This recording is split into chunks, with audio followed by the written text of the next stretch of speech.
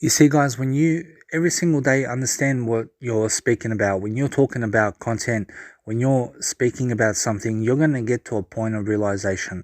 So the more conversations you have with people, the deeper understanding and the deeper connections you'll have with people.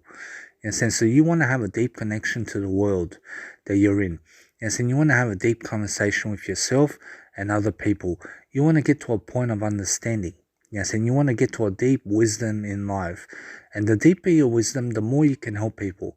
And since you have to dig in deep into yourself to find the information you need to live a greater life. Yes, and that's all you need to do. So every single day, write a lot of content.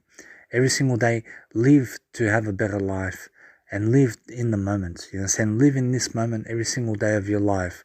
Try to be present. Try to be living more and more. You understand? Try to have the greatest lifestyle possible because that's what it's all about.